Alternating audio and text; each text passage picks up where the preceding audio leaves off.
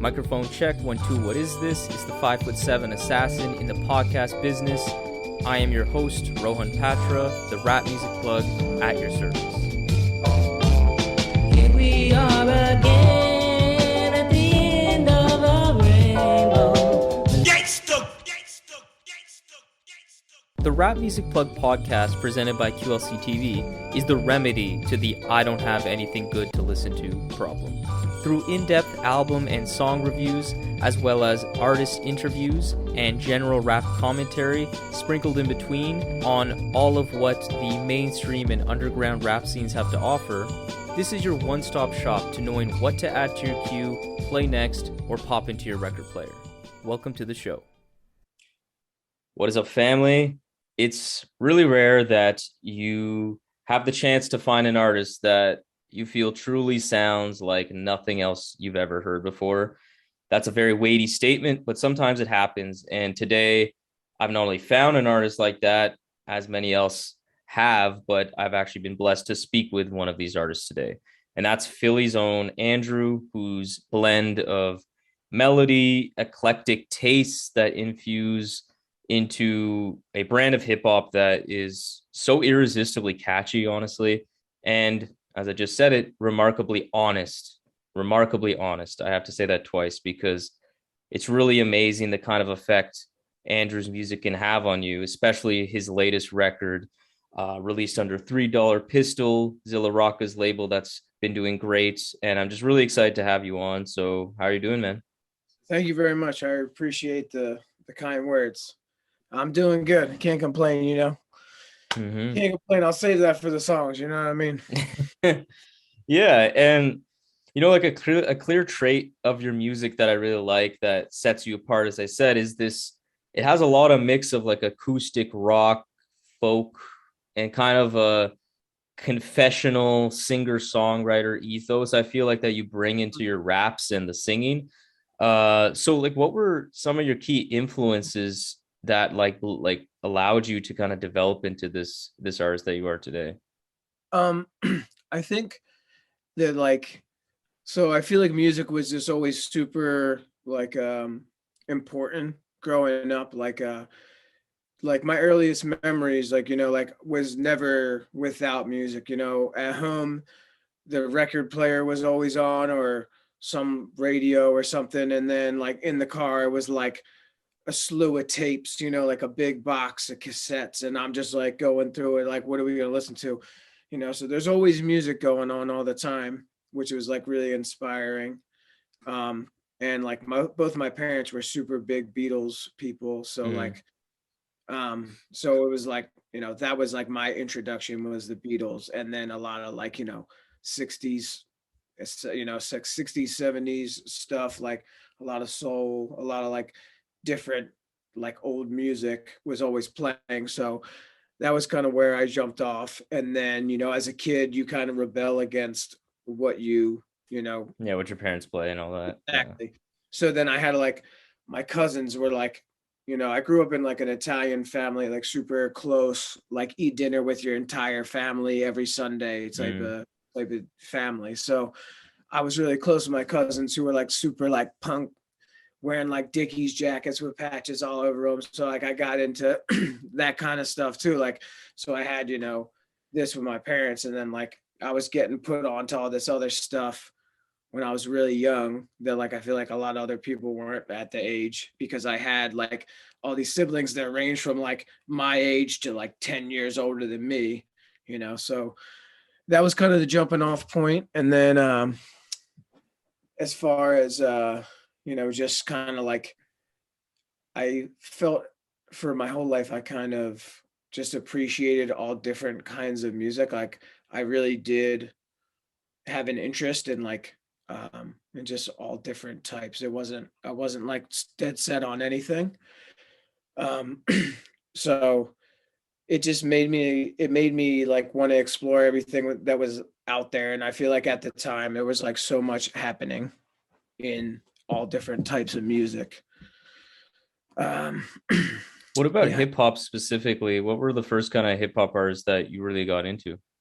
So I think like the inception of of real hip hop in my life was probably like when I was in middle school, and my older brother like brought home like 36 chambers and like put it in his big CD player that he like saved up to buy on this like crazy disc changer, and just like listening to that and being like so intrigued, because at this point I'd already been super into like writing just in general, like not hip hop stuff. Like it just always was like one to write things down, and like, you know, when I started playing music, I was always in bands and stuff, and I was the one always like trying to write the songs.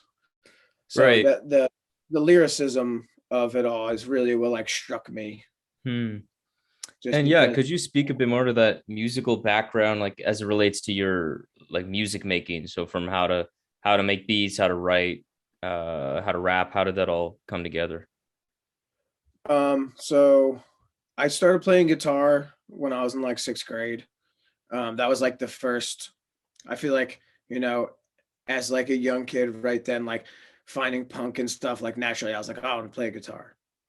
So that was like my first venture into that. And that led me into playing in some bands. And like I said, writing a lot of music. And then once I started listening to hip hop and getting super just like in delving into everything. And I was just like I said, I was a writer. So I was always writing and listening. And so time goes on. I'm in lots of bands. I'm still just doing all different stuff. Every band I was in, someone either like quit or, you know, just it would just like kind of end. You had to always like you're always relying on people. And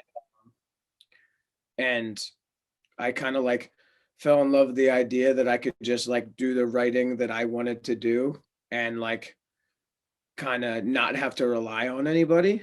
So I was just kind of like finding beats online and like just writing like crazy. And that's how I kind of got into it, just like from honestly, just like being so inspired by all the, because like I feel like there's so much that goes into writing like a rap verse, whereas opposed to like I could write like a rock song and there could be like 8 words in the whole song. Yeah, You know yeah, what I mean? exactly. Be like, so like it's so not, I mean, obviously not every song, but like hip hop is so like lyric driven, you know what I mean? It's like, Yeah.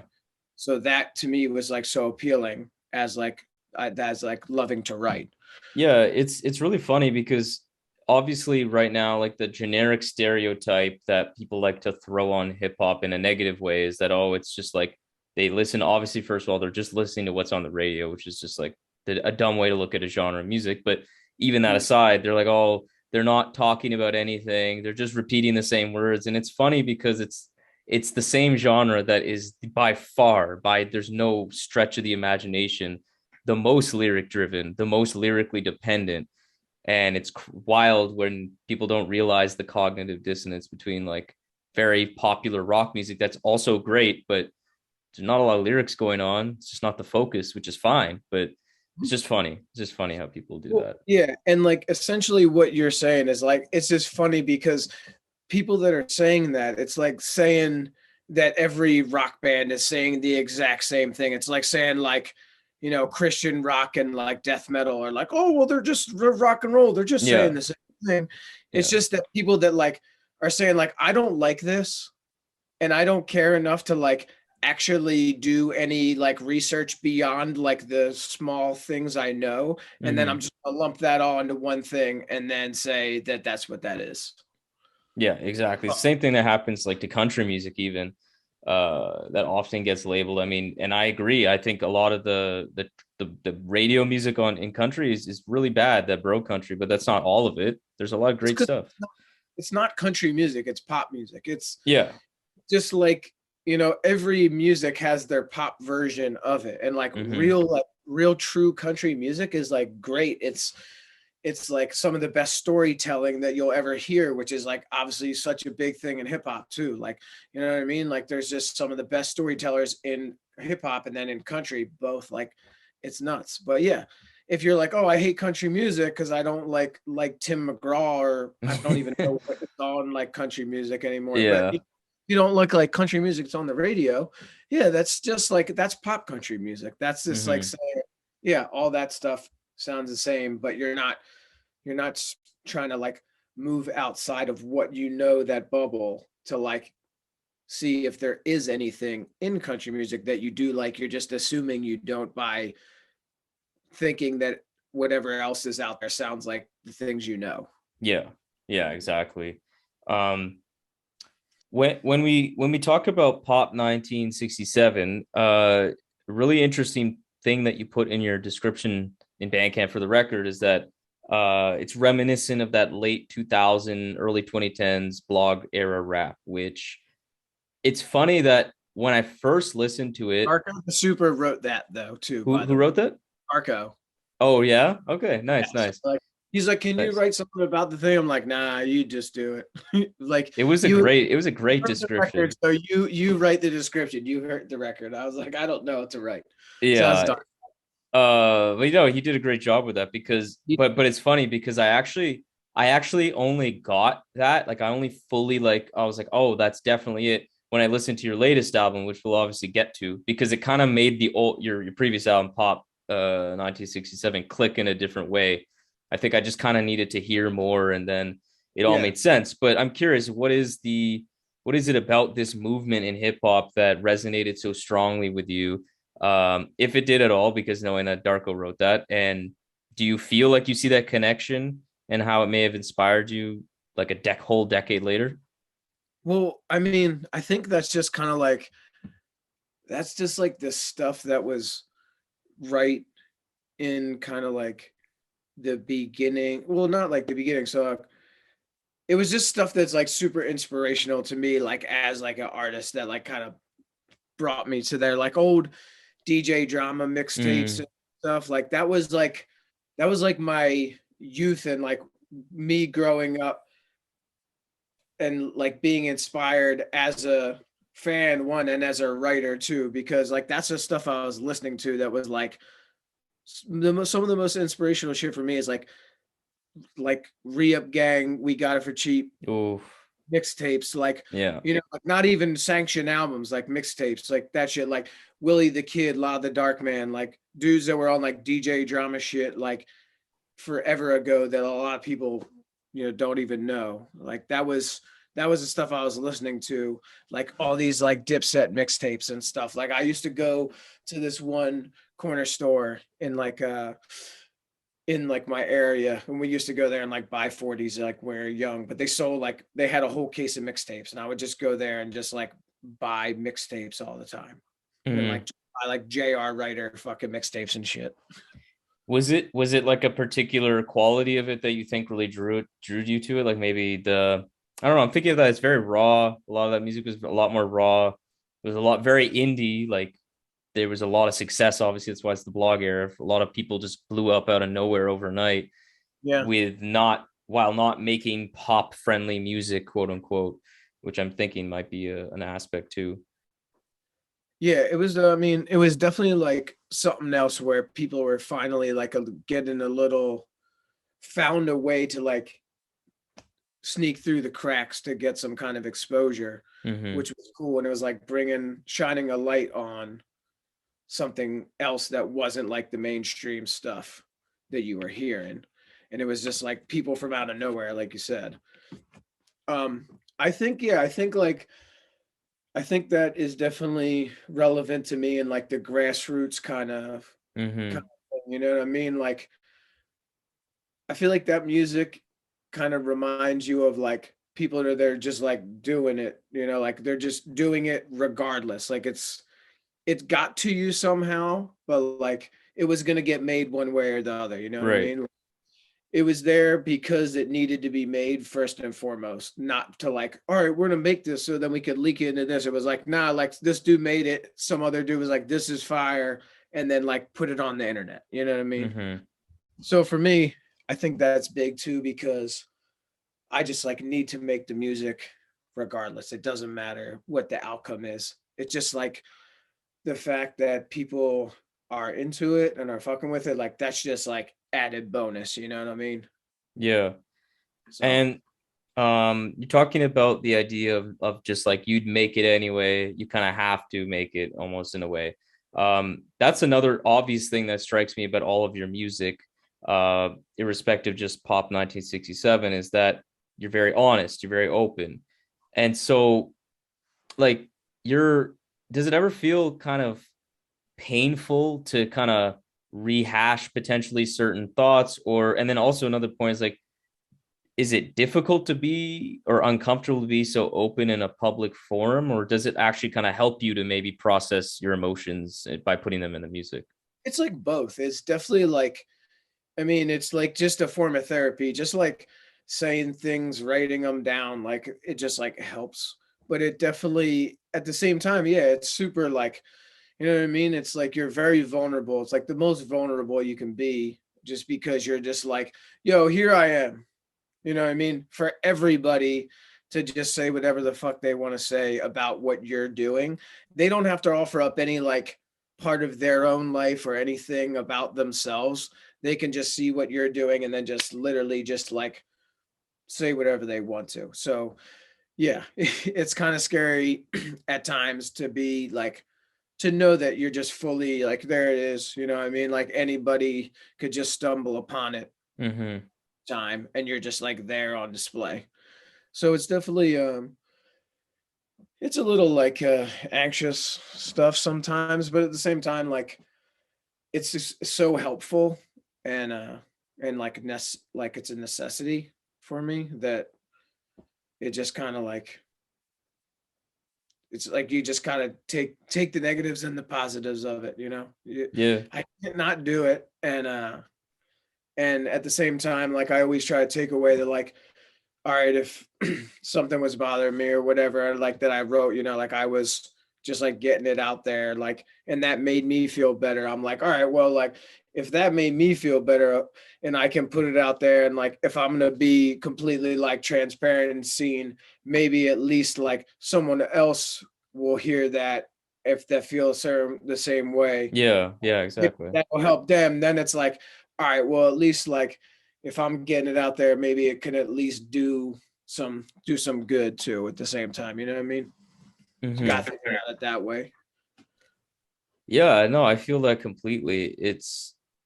And it also, as like a listener, it feels so much easier to get into, especially if you're not familiar with an artist, to really connect with them. That's obvious, but it's not a small thing.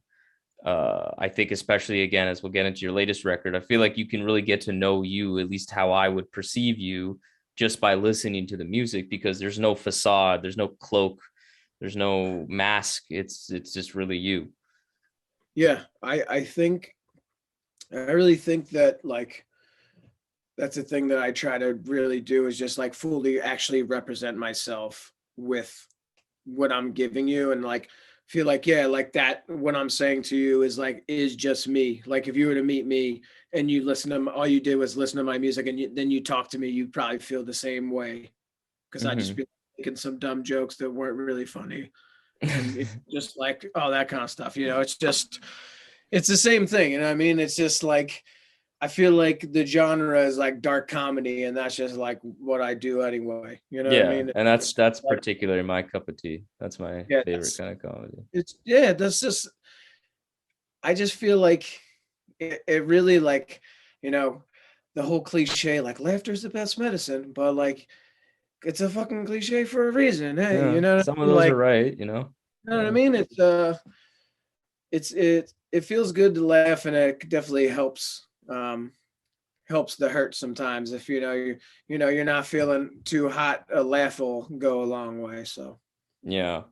And another thing that struck me about when I first heard this album, but it extends to the rest of, to or at least not actually the rest of your music, but to your latest record too, is that it's funny because I opened this conversation by saying, you know, so unique, so this and that, so one of a kind. But honestly, when I first heard it off of a few recommendations from some folks like Dano and Zilla Rocca, like I was like, okay, let me check this out. I mean, I liked it, but the part about the whole uniqueness and the different, it honestly didn't really show until like very repeated listens. And I mean that as a compliment because it's actually something that I am reminded of with artists like Big Crit or Kanye even. And it's not like you make same music, but it's the idea that the production and like you as a rapper are just so like in sync that I don't really find myself like focusing on like the beat or the rhyme. It's just I'm listening to the song. And Yeah. that's something that I feel is very common in artists that produce and do their vocals and rapping themselves. And that's a common, I mean, that's a very notable trait with your last two records, because the previous record, which was very good too, Weight of the World, that was produced by Necessary People, Hike Keach and I Live produced that. And then as well as Still in Trouble, that also didn't have, I don't believe any of your production on it, but these last two are fully produced by you. I didn't even know how to make beats when I made those albums. And that's okay. So that just blows my mind. And I'm just curious, like, do you think this self-production aspect like unlocked something in your creativity that like elevated your I can't music? express enough how much, like, yes, like times a million. And like the thing was, like, I was like I was working with people that were like just great, like people that I like love in real life. You know what I mean? Not even like, oh, this guy sent me some beats. Like Mm-hmm. most of the people I work with, like I'm like actually, you know, they're like my friends on top of just like I just Yeah. am so happen to be lucky to like do music with them too. So I'm working with all these people and like I'm getting so much, like there's so many good beats like over the years. It's just crazy. Like I feel very like grateful about how much like good music I was able to like people. I'm like, oh wow, this is for me. Thank you. You know, like it's great. But at the end of the day, like I'm the only one that knows exactly what I want to hear, like, or exactly what I need. Like for whatever reason, I can't. I can say as I can never stop talking to someone. I could tell them a million things, but that doesn't mean that it's going to get back to me exactly how I Right. want, because like he's his own person or they're their own person. Like they have their own thought of it as well. So they're always going to flip it a little bit different or do something else like their way. It's rare that you can like tell someone like, oh, this is exactly what I want and come back the way exactly how you wanted it.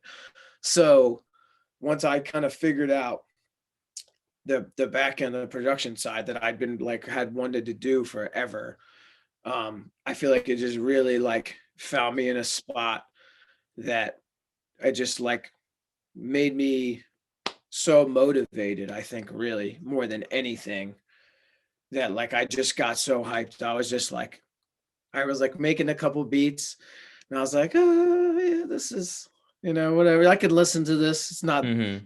worst thing ever.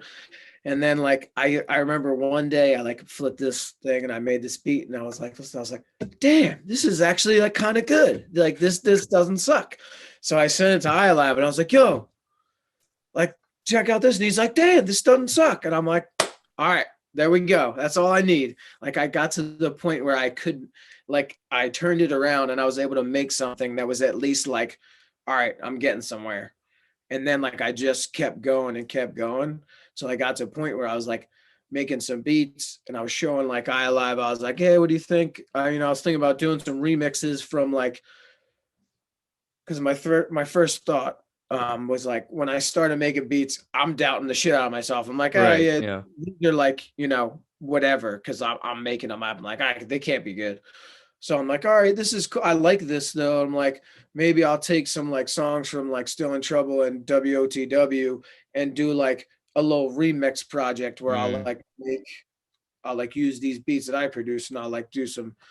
And I showed him to like iLive and he's like, nah, man, like you just gotta like write new songs over these songs are these beats are actually good. Like you gotta just use them. You can't just like throw that on it. And I'm like, all right. So then I just kept going and I started making some stuff and like I would make something and I'd be so psyched that it came out like how I wanted it to and like it Mm-hmm. did exactly what I wanted it to, that like I'll get so much more psyched to like write because it actually worked. I'm like, I fucking did it. And then I just like kind of went in off that motivation. It's just kind of like it's like a went full circle. It's wild. Yeah, and That I am thankful. yeah, and the end product is amazing, and I want to get into, I think, the culmination of all that, and that's your latest record, The Rain Knows What It's Doing. I feel like this album, you just hit all the right buttons. Like I said, Pop 1967 I thought was very good, and but it actually clicked with me after listening to this album, because I almost kind of was like, wait, like Yeah. what was I missing something? Because Yeah, I feel like they kind of like I feel like you're right though. Like I feel like pop makes more sense once like you hear this record. Like when like if that was your only like frame, it was like it was like the part two to it or something. You know what I mean? yeah, Like yeah, it does feel like that. it stand on its own, but it like makes more sense when paired. Right. And I think it's just a lot to do also with like growth in, from a musical perspective, but also just like in your perspective. I feel like in some of the lyrics that you talk Yeah. about, but the hooks were so sticky. I feel like the bars were even like harder, and so many quotables, and the production was on another level. Like we'll talk about in a few minutes. And this feels like a breakout record after another breakout record right before it. And so I'm assuming you'll say the answer to this question is that the production was the key piece, but what do you think was the biggest aspect of your music that has kind of improved over the years? And have you just generally been surprised by any of the reception that you've got for this Yeah, latest I've album? been surprised by all the reception I've got because I like, was just like I said, I was just making I've been making music for a long time. You know what I mean? Like I started I like recorded like I actually recorded and put together songs in like 2006. So I've been doing this shit for, it's not like, oh man, well, like I Yeah, just yeah. started doing this. It's like, nah, I've been doing this. But so yeah, the reception thing to me is like funny, Like I said, like I just love music and it's like just a part of my life and I just need it as like a person. So like yeah, so that's all like just a bonus. It's great. Hmm. It's really cool. But yeah, I don't know. I really think that learning the production side, which was like just a really big goal of mine for like a forever. Just I always wanted to learn it. I've always had a hand in like the beats that I was rapping over. Like I would, work in sessions with dudes and like make beats with them. I could get on like a pad and like do some shit, but Yeah. I didn't know what I was doing. Like I didn't know how to like set all that up and do any of that. So I always had a hand in it, but I never actually could do it myself. And then once I figured it out, once I figured out a way for me to be able to do it, that just like elevated my writing. So like the fact that then I could make beats that I knew exactly what I wanted. And then I, then I had that. So I didn't have to rely on anyone else at that point. And I was like, oh wow, like I made this. And then so just like I said, it was kind of like a full circle. Like learning how to make a beat like came back around, like kicked me in the ass to like write even better Right. because I just was so motivated. It was really just like learning, kind of just like really learning the one thing really motivated me on the other side to just be better. And it just, I think, I think a thing that really like, once I figured it out, how to do the stuff on my own, I feel like I felt more comfortable to like fully do what I wanted to do and to like be myself even more. Right. Because like, I think like people are like, oh, I like that you're starting to do like more melodic stuff and like this and you're, like whatever, which is like, yeah, like because that's what the last two records, and it's not stuff that's like a new thought to me. It wasn't like, oh man, maybe I should try doing this. It's stuff that I've always like kind of tinkered with and fucked around and like kind of did on my own, but I was like rapping on other people's beats or like doing projects with other people, and I just wasn't sure, I just wasn't confident enough in it yet. And I wasn't sure Hmm. like how it would be received by like these other people, even though they were like I was close with them. So I kind of just like put it off to the side. And then I Yeah. started making the stuff that I wanted to hear that could like work to my strengths on like on both kind of sides of the coin. Like, with the rapping and singing stuff, Mm-hmm. just kind of like freed me to do whatever I wanted to do. And then that's why I feel like you see the growth from like pop 1967 to like The Rain Knows What It's Doing. Cause like it was like with pop, I just figured it out and I was like still fighting through it. And then like when I got here, I feel like I almost like felt way more relaxed or something. Like I was very like Yeah, it feels like that. It really um feels like that. I felt like it was just like one of those things where I couldn't help but like I was just like I couldn't help but smile because like I finally was like, oh wow, like I figured it out in a way where I can like I was just having so much fun. Like I found a way where I could just make stuff on my own and like literally like I made all the beats on that. I recorded myself. I recorded like the whole I recorded it here. Mm-hmm. I obviously wrote everything. There's not one feature on the record. It's just literally 100% me. Shout out to C Money Burns on the mix and master, though. I definitely did Amazing. not have anything to do with that at all because I'm trash.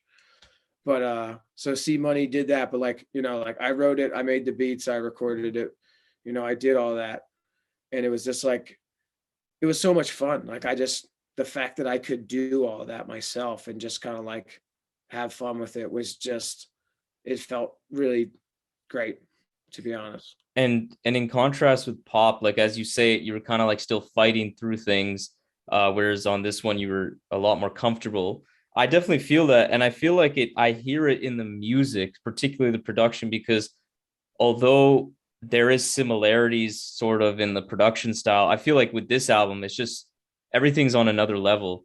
Everything's more grand, lush. There's like additional layering and instrumentation, even some background vocals that were really beautiful.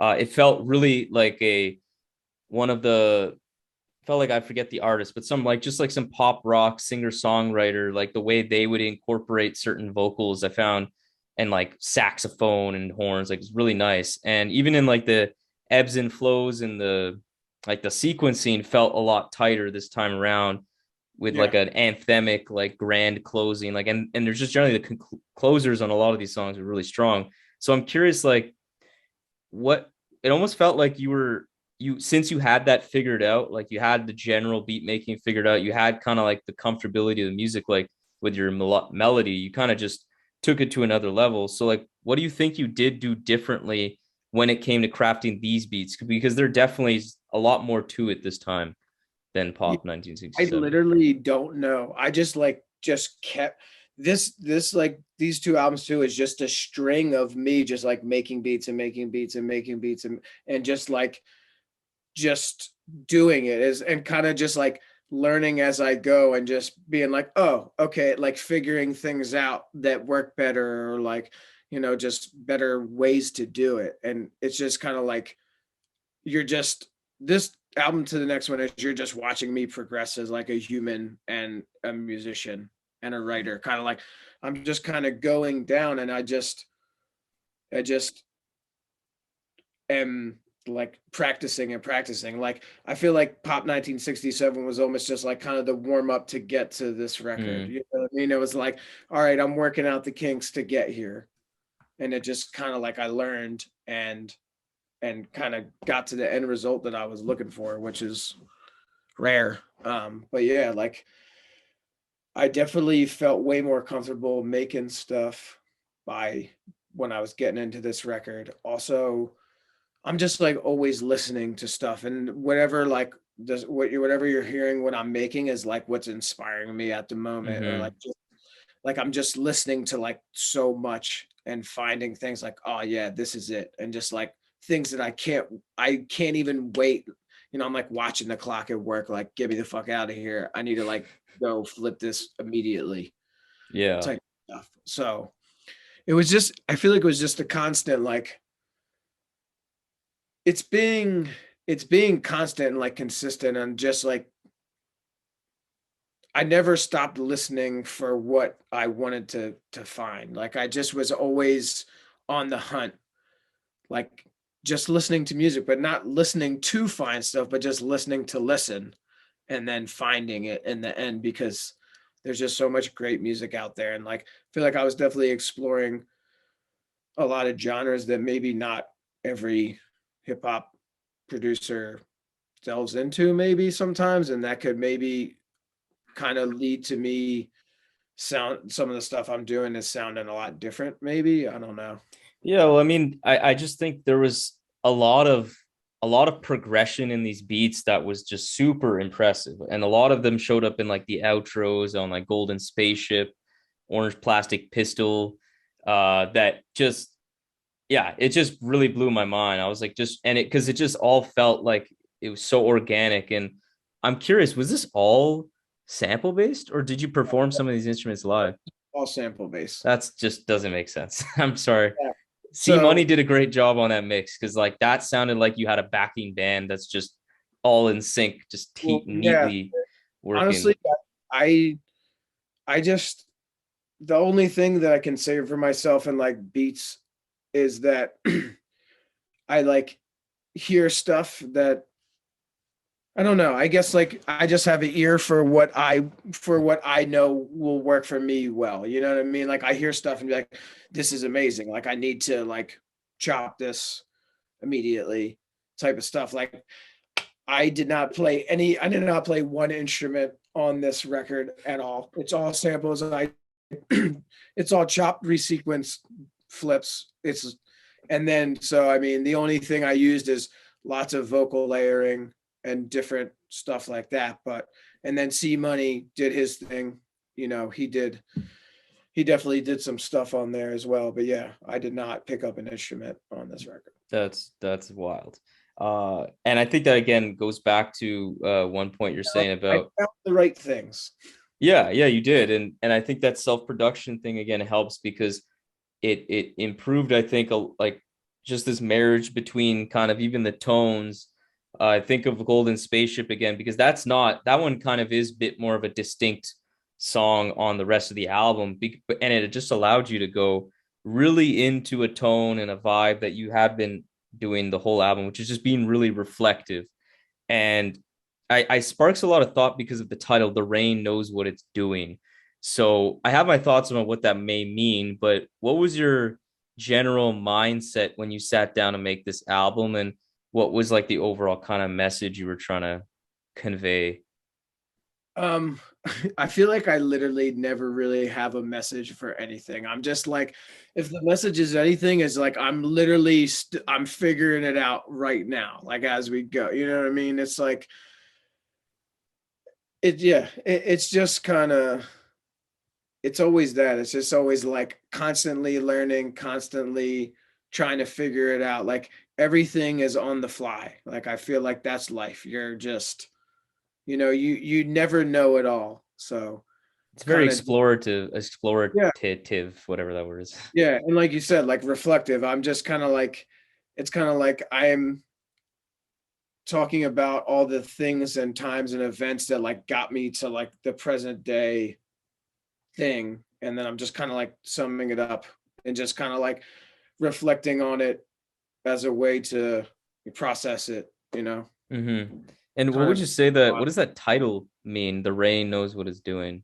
Is it I kind of mean, like the world's got like it'll work out, kind of like well, there's so a for master me, plan and the rain knows what it's doing. Like it's just like a kind of just a thing on like a you know one of those kind of things where like, oh yeah, like I'm having a shitty day and now of course it's fucking raining as well. You know what I mean? Like it's showing up, kicking you when you're down type of thing. Like the rain knows what mm, it's just hanging around playing stupid. Like just like, oh yeah, you're having a bad day. Oh, I didn't know. Oh well, I'm here now.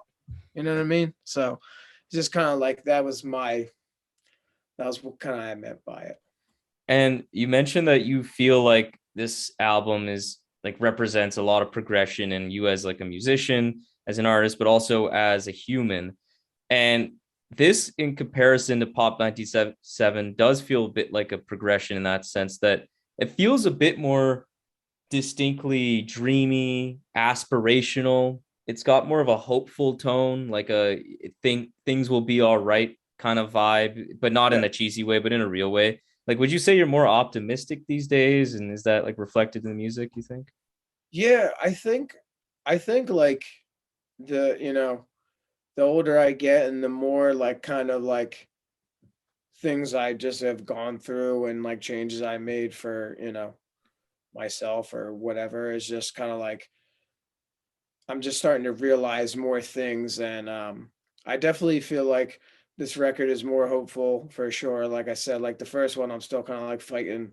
It's like combative almost. But this one is more like kind of like accepting almost of the things, because you kind of just realize that that's just how it is. You can't change it. I'm just trying to like, I'm talking myself through it, like, all right, like you can't do shit about this. Like you just gotta take it as it comes type of thing. So, you Yeah. know, I'm just, I'm not trying to be unrealistic. I try to be realistic with myself and at least like laugh at this, the hard stuff to get through it, and like just know that that's just how it goes. You got to roll with the punches because you literally can't change it. So it is what it is. Yeah, and I think that comes through, and especially on that last track, like you say it in the refrain too, like I think it really comes through. I'll say that. I think it really does come through. That's just like a don't kill yourself song. You know what I mean? You got Yeah. those, we all got them days. It's like where you just want to do all that dumb shit. And it's like, oh, well, I mean, the world won't end. It'll keep going on. So you can, call it a day on it, but it's not gonna, that's gonna keep rolling. So just got to remember your little things and just try to keep going.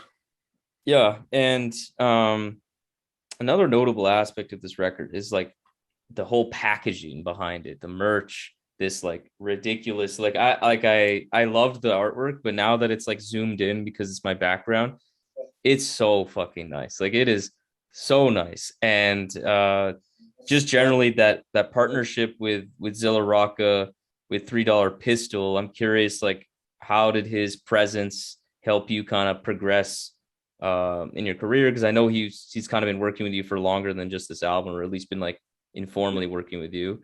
And just how has he helped you as an artist generally? Yeah, so Zilla definitely like pushes me to do stuff that like I just wouldn't do normally, which is good because like I need, because like I said to you, um, I'm gonna get the music done no matter what, So that's gonna get made, and then I'm gonna put it out. But maybe like pop, like you came to pop like after later on, right? You came to Yeah, it a like little later. Yeah, a little later. Yeah. so yeah, so like I had that record and I gave it to Darko, and then he put it out a week later. You know what I mean? With no like, it was just like it just appeared pretty Mm-hmm. much. So Zilla's like, oh, we got to give it the proper. We got to roll it out. We got to let people know. Got to do all the stuff, which I usually would just be like, nah, I'm just gonna put it out. I don't Yeah. care. Which is dumb. But I mean, you spend your time on something, you put you put yourself into it, you put your time into it, you might as well, give it its due, give it what it deserves. You did it, you might as well Mm-hmm. do it for real. So when I talked to Zilla, it was right after I had dropped Pop, and he was like super, he was hyped on the record and kind of like what I was doing. So we were talking, and he's asking me kind of what I had planned next for after that. And I was like, well, I already have this whole other record written and done. And he's like, all right, let me put out the record, which is The Rain Knows What It's Doing. Mm-hmm. Um, and so kind of we just went from there. I already had made all the beats and written all the songs. I just kind of was just recording, just going back and forth with him over, like I'd send him the demos of stuff, and we were kind of just working stuff out, track list wise and all that. So, as far as the music went, it was just still the same process, me, Yeah. but like I had his opinion on like, order, and then like there was like a couple songs that we held off on, and there was stuff like that. So we got to that, and then I did tapes for Pop 1967, and so Zilla was like, yeah, we should do tapes, but we should do like, let's do some like kind of special packaging. So that's how we ended up with the like the old school VHS thing. Yeah. It was all Zilla, so I'm gonna give him that. So we did those, and then he had the idea for merch. He's like, yeah, let's like offer something. So I like did this, I did this graphic, and And yeah, it you was designed this yourself, right? You designed all yeah. this yourself. So I didn't do the cover art. I did all the layout on the I did all the layout on like the tape design and all Yeah. that. But like, did you get the tape? No, I didn't get the tape. I don't have a tape player. Yeah. No, It is okay. nice though. No, It's no, nice it's one. fine. It was just like we put in all the we did like a sticker pack. So like all Yeah. I saw so I some just things made like that. Yeah. like designs from like just lyric based designs and then we packaged all the like hard goods, the CDs and tapes and like whatever with the sticker packs and went along with it. So I just like did designs for, a couple things, did like No Name Superstar, did this like Andrew Flower logo, did Tough Enough for Love, I Got Bars, You Just Go to Them Mm-hmm. sticker, Classic line. did and then we did also what the fuck was the last one? Oh yeah, Tough Enough, and then just the Tough Enough for Love that just has like the chains with the hearts, and it just says Tough Enough for Love in like a old English Mm-hmm. thing. So we were just trying to like, just do it right. Like, that's kind of like what he taught me. He was like, you spend so much of your time and you put like all you into this, like do everything that you should do for like give it the proper lead up, make stuff to go with it, like make actual copies of it, so we kind of just wanted to hit all the stuff and just make it special, like put a lot of like effort into it, because a lot of Yeah. effort to making it, you might as well put effort into the other side. Yeah. And I think it came across. It did feel like just like a whole different experience to see that. Like the dad hats, ill. Love that toque you got on. Like just really great work. Thank you. Yeah, I was hyped. Yeah, I got really lucky. So like my boy Mark, he's like a really great, just kind of, he's like a writer, illustrator, painter, and he did the cover art, and he showed me it, and I was like, fuck man, this is great. Like I need to get that from you. So like he had painted this, and I just loved it. And so I was like, yo, whatever, like I'll pay you whatever for it. It's like on a nice thick wood block. And I got it from him, and I was like, man, this is just so perfect. And like, especially it was funny because like I already had like The Rain Knows What It's Doing. Like I had That title. Yeah. well, I'll tell you, but I had that like that string of words in my head already, and then like he had painted this, and I was like, Without you is, like without yeah. you He interjecting, he didn't paint it just for me. He just had painted it, and he like wow. I seen it, and I was like, damn, that's like crazy. And then so I As got if it from him. I was like, hey, do you mind if I use this for like the cover art? Like it's just perfect. And he's down. So I just like was lucky. It was funny. So like the title of the record was, I had, when Zilla asked me like about what I was doing next, I had this record, I had it all written, I had it produced, I had everything, like I had a title, and it wasn't that. So that was a one thing, is he's like, I think you should change the title. So I was gonna call the record Andrew 3000, and that's like you hear yeah, you hear it. Yeah. like Andrew 3000. And so that was the original title of the record, but upon Zilla's inquiry, I changed it. So, but it's funny because I was going to use this cover art regardless if it was Andrew 3000, and then it just happened to just like, all right, this just makes mad sense. I mean, So I see what you were thinking of the Andrew 3000. It does feel like kind of like you on steroids, kind of like you, the new revolutionary, the new yeah, version of Andrew. it was Bigger, just like, better. it's just like funny because I just love the word play on it, especially because like obviously, it's Andre 3000 with a W, like you Mm-hmm. just put one more letter there. It's just funny. And I just liked it. But Yeah. he's like, yeah, it's like it might put you in a box with people seeing like that and might think like it might sound like outcast, You know, and I it does. straight up didn't even think about that until you just said it. Like maybe because I heard it. I heard it, so I just think of the song, but I never thought of it literally Andre 3000. Damn. Yeah, on Oh, that paper. is like straight up just one letter. Holy Yeah, shit. exactly. Yeah. That's why I just thought it was hilarious. I was like, this is the best thing ever. Yeah, I'm just on. And then, but then, he made his point where I thought that made sense. Like I was like, oh yeah, you're right. Like, I'm not trying to be Andre 3000, even though I definitely am influenced by him. Like Mm-hmm. this isn't an Outcast record by any means. Like this Mm-hmm. is not anything in that realm. So I gave him the nod on that one. But like he said, like, I don't know, do you have any other thoughts? And like this was the first thing I said, and he's like, yeah, that's it. It's So a it fitting wasn't title for sure. like I had to deliberate. Like I had it there. It was laying in the shadows, and it was like, oh, I emerge. I am the type. Mm-hmm. But yeah, so Uh, it was funny that that's how that actually happened. I mean, it's just crazy that it's in the album cover too, like the raindrops. Like that's Yeah, perfect. It was it just, just yeah, it kind of was like a meant to be type of yeah, situation. Like exactly. it's kind of like I couldn't ignore it. You know what I mean? So, Mm-hmm. but it was funny. So yeah, so my boy Mark did that. I did the layout, all the stuff. Like I actually photographed the wood slab, like with like that's like actual paper. You could see like the textures in the actual cover. It wasn't like digital. I actually Mm-hmm.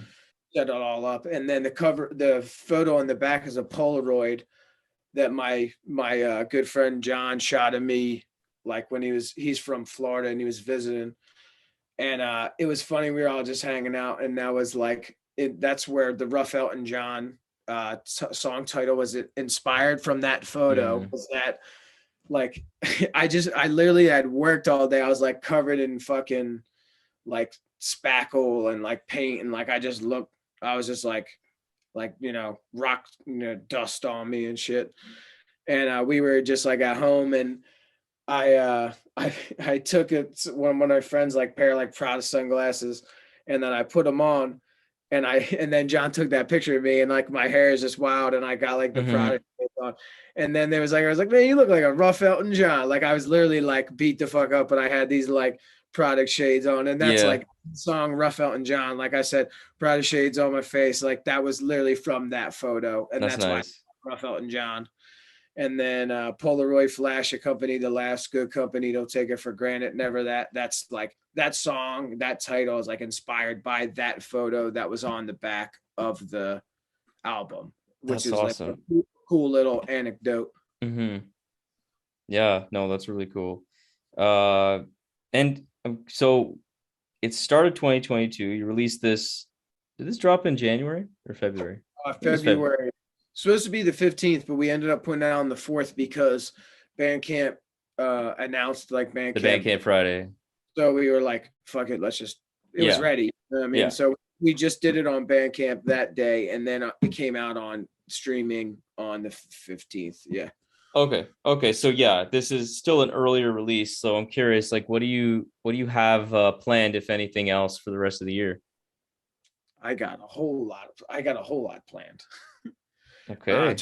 Too much. I literally was like saying in my head the other day, I was like, I have so many demos recorded that are like not really I mean, they're done, they're written, they're whatever, like that not actually recorded. I have so many demos like that is like troubling me. Like I have because like there's so many different things. I'm like, man, this is a lot of shit. So, but like that's the thing. Like I'm always working on stuff. So I feel like I'm grateful that I actually am not lacking things to work on. Hmm. There's no shortage, and which is pretty sick.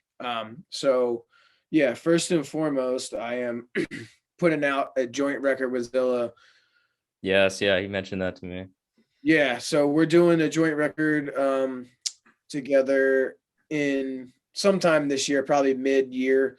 So this goes back to when I was telling you he's hit me up, like seeing what I was up to. This was actually before he had asked me about the new record about to put out The Rain. But so he was, he hit me up, we were talking, he's like, yeah, like I really like pop, whatever.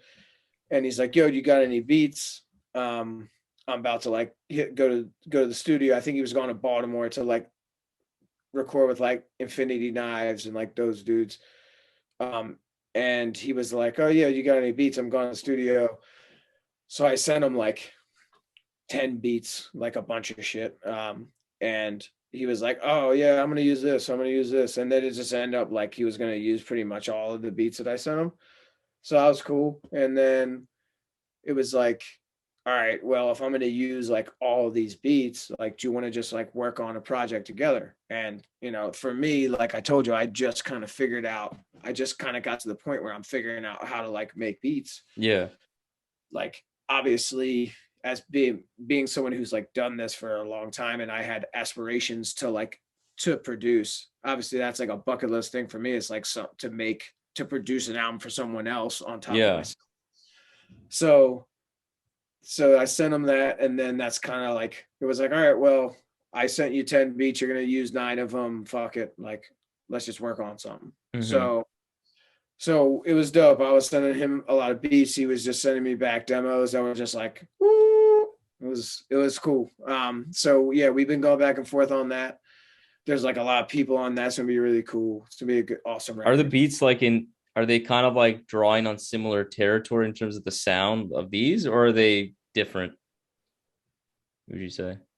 I feel like they kind of draw from both like pop and The Rain. Like I feel like because like they're all, like it's all in that pocket of like time. Okay, that's interesting to hear Zilla on something like this. Yo, yeah, he's like doing, it's really dope. He's like, it's really cool. I'm hyped for it.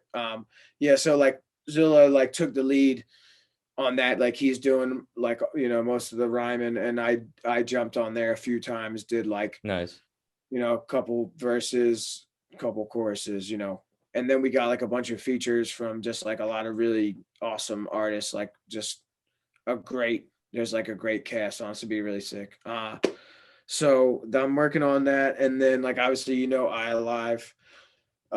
He's one of my best friends in real life. So we if I don't record myself, like I record with him, because me and him recording is just like me and him hanging out for 6 hours, just like making jokes. So that's kind of like how it goes.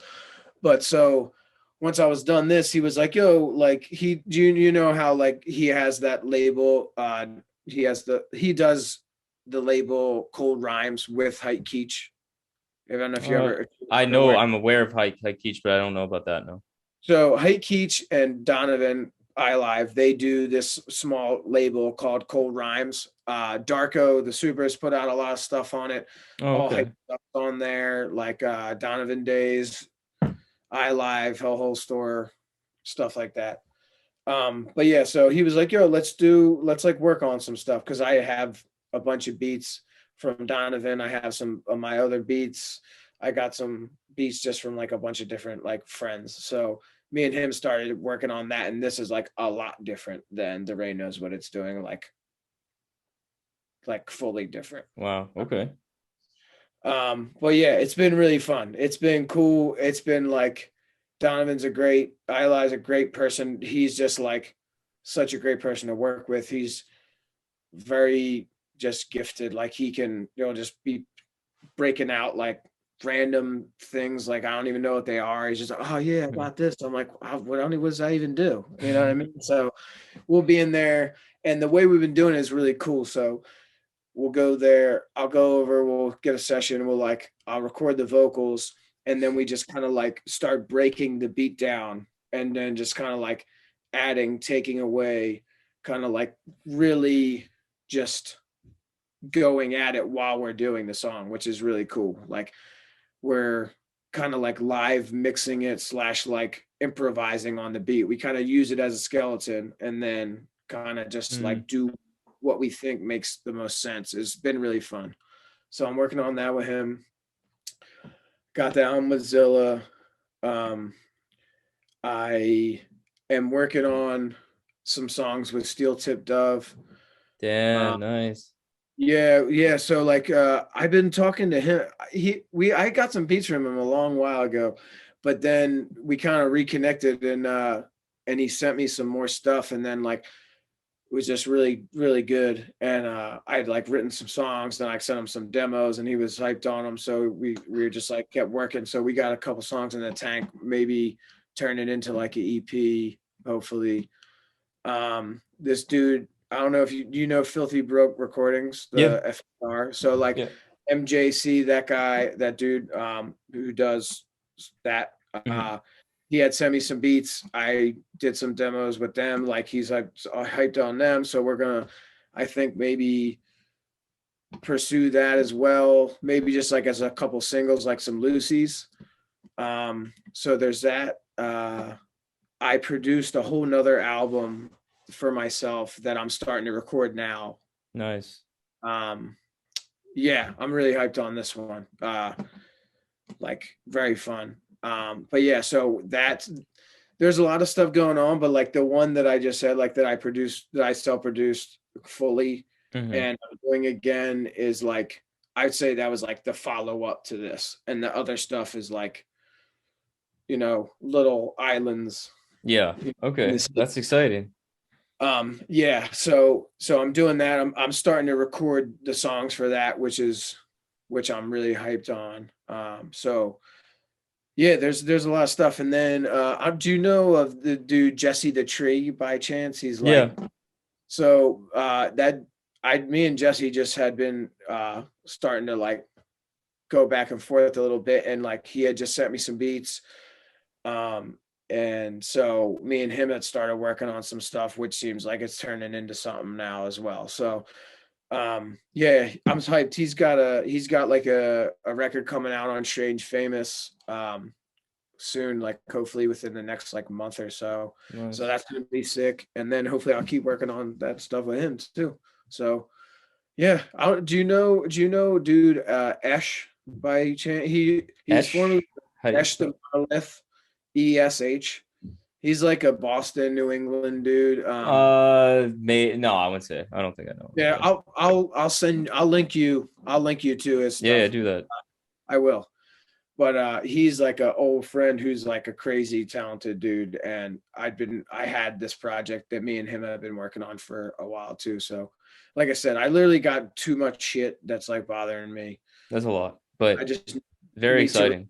Need to get it all out into the world. But yeah, like I said, I'm grateful to have no shortage of things to work on. It's really cool, honestly. Like you said earlier, like about reception of the record. Also, I go on tangents a lot and then end up getting lost and forgetting what question I was supposed to answer. So like, feel free to ever steer me I was back. just asking what you had for 2022. So you're right on topic.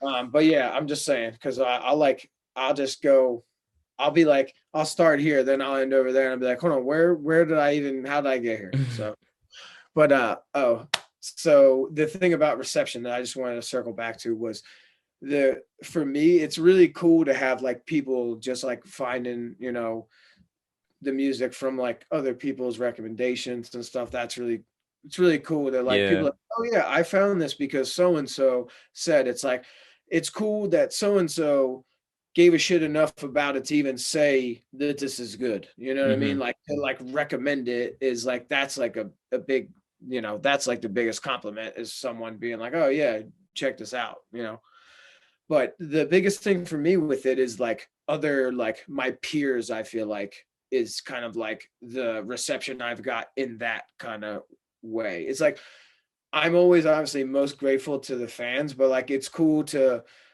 interact with, other people that are really like doing shit right now too. Like to like build relationships with other artists as well. So like, I feel like since I dropped the last record and been kind of working on this, I feel like I've just like talked to and made relationships with so many people just like from the music. And it's all starts with the music, but it like then goes beyond that. You know what I mean? It's cool to Hmm. like just meet people and then be Yeah, like, you get some yeah, real connections, real yeah, like friendships. Yeah. yeah, outside of like music, you have like common connections, so which is cool. It's just like I'm all about meeting new people and like new experiences, new friends. Like, you know, we're here for a short time, just trying Hmm. to do as much as I can. Well, I will just like to say that I'm really happy to kind of hear of the progress and the progression as you as a man, as a musician, as an artist, because I think we're hearing the fruits of your labor, and I feel like 2022 is going to show us a whole lot more based on what you're saying. And I just want to thank you for this conversation. It's been a real pleasure, real pleasure. Yeah, thank you for having me. I really appreciate you taking your time to invite me on and talk to me. Like I said, I get lost sometimes, so thanks for bearing with me on my tangents. But yeah, so what are you gonna do? It's life. Yeah. All right, man. Well, really appreciate it. Hope you have Yeah, a good absolutely. rest of the night. Take You care. too. Take care. I hope to get you some new stuff soon, and I'll send you some links, some stuff to listen to. Yeah, for sure. All right. Take care. Peace out. Have a good one. So there we have it, another episode of the Rap Music Plug podcast presented by QLC TV. I hope this episode gave you some new perspectives and insights into what the greatest art form known to man in hip-hop music has to offer. If you want to support the show in the most meaningful way possible, it would be my absolute honor to have you as a patron in the new Rap Music Plug podcast Patreon. Through this Patreon, you will be getting exclusive content such as bonus episodes, exclusive album recommendations, exclusive playlists, early access to episodes, and more. And above all, though, you will be able to support the show directly in a way that will not only justify the crazy amount of time I spend on this show already, but allow me to cover some of the expenses related to supporting all of these great artists that we cover on the show through the website, and will allow us to sustain and build on this amazing growth that the RMPP has experienced recently. Big shout out to Dano of Free Music Empire, Levy, Mahima, Jeff, Fatman Toom, and Khalid for your generous support through the Patreon. I really appreciate it. So if you have any questions about any of the Patreon stuff, or just want to keep tabs on the show, interact with me on rap music and all the great stuff that we can talk about, follow me on Twitter and Instagram at rapmusicplugpod, or shoot me an email at qlctv.podcast@gmail.com. You can also rate and review the show on Apple Podcasts and subscribe on YouTube and Spotify as well. But that's enough self-promotion for this episode. I hope you enjoyed it. Peace.